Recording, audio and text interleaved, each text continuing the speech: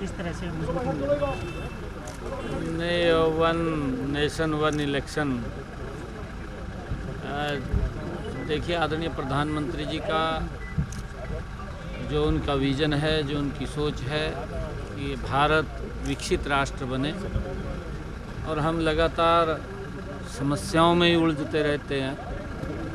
कभी चुनाव पंचायत का है, कभी चुनाव नगर पालिका का है, और कभी चुनाव विधायिका का है, और कभी चुनाव सांसद का है, लोकसभा का है।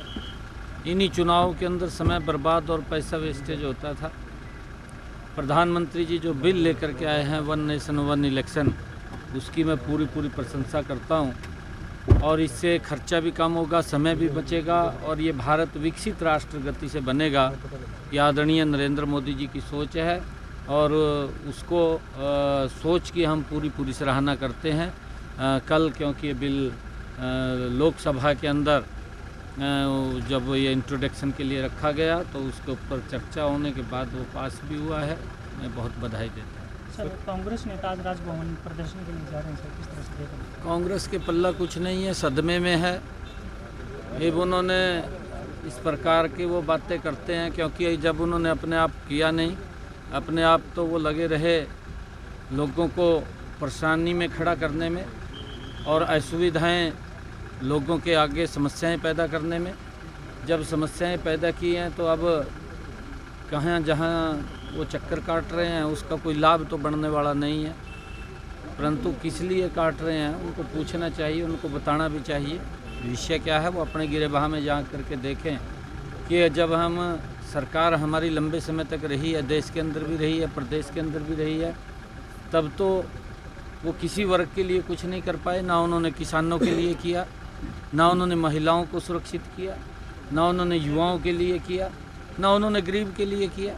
उन्होंने किसी के लिए जिस गति से काम करना चाहिए था नहीं किया। उन्होंने तो लोगों को समस्याओं के अंदर उलझा करके रखा है, उनकी सोच थी, और अब उनका कुछ बटने वाला नहीं है। सर, किसानों का रेल रोको अभियान है, इस आंदोलन को आप किस रूप में देखते हैं? नहीं, देखिए हमारी सरकार ने पिछले 10 वर्षों में किसान हित के अंदर बड़े मजबूत कदम उठाए हैं, और हरियाणा के अंदर हम किसान की 100% फसल एमएसपी पर खरीद रहे हैं। किसान को भावांतर भरपाई भी हमारी सरकार दे रही है, चाहे बाजरा का किसान है, चाहे कपास का किसान है, और चाहे ज्वार का किसान है।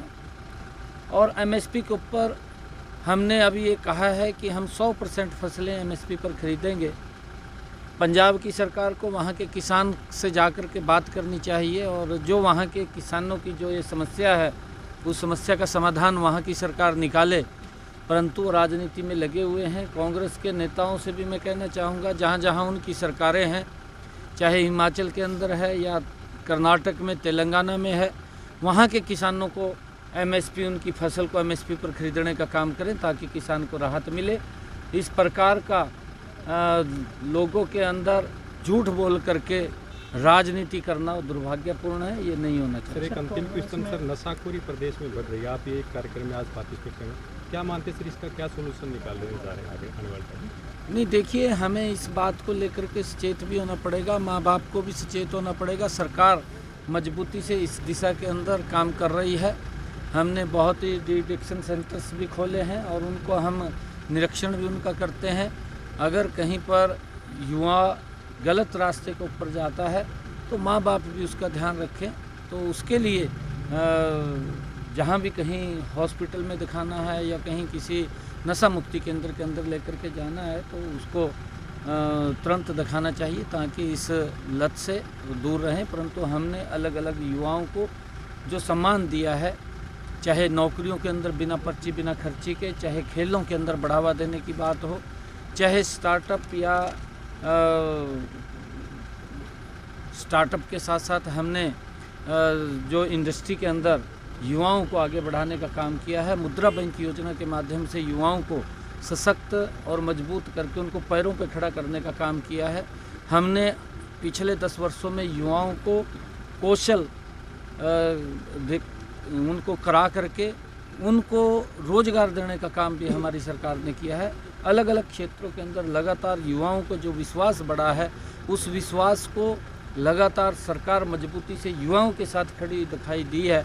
युवाओं के अंदर भी एक बड़ा उत्साह और जोश इस सरकार के प्रति है, क्योंकि जब देखते हैं कि बिना पर्ची बिना खर्ची के युवाओं को रोज़गार मिल रहा है, तो अगर कोई युवा रास्ता भटकता है तो उसका ध्यान माँ बाप भी रखे और हम भी उसके लिए अलग से व्यवस्था करके इसको मजबूती से उसको रोकने का काम कर रहे हैं, ताकि नशा ना फैले। और नशे के खिलाफ मुहिम भी हम चली हुई है, ताकि और इसके लिए हमने आगे भी और नई प्लानिंग की है।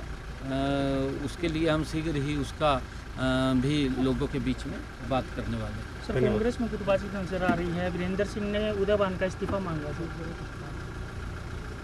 था। देखिए, क्योंकि कांग्रेस तो गुटबाजी की शिकार है, इस्तीफा मांगना तो अच्छा है। उन्होंने वो आपस में ही इस प्रकार की बात कर रहे हैं, तो ईवीएम को दोष देते थे कि ईवीएम हैक कर ली गई। ईवीएम हैक नहीं हुई है। ईवीएम को तो बदनाम करने का उनके पास एक शॉर्ट वो है, कहीं और आरोप ना लगे ईवीएम के ऊपर आरोप लगा दो। कांग्रेस की फितरत रही है, परंतु सभी चौधरी वीरेंद्र सिंह तो बीजेपी के अंदर थे, चौधरी साहब को बहुत बड़ा सम्मान दिया है कि वो कांग्रेस की तरफ भाग गए। क्या करें जी, उसका इस्तीफा तो मांगना ही। धन्यवाद।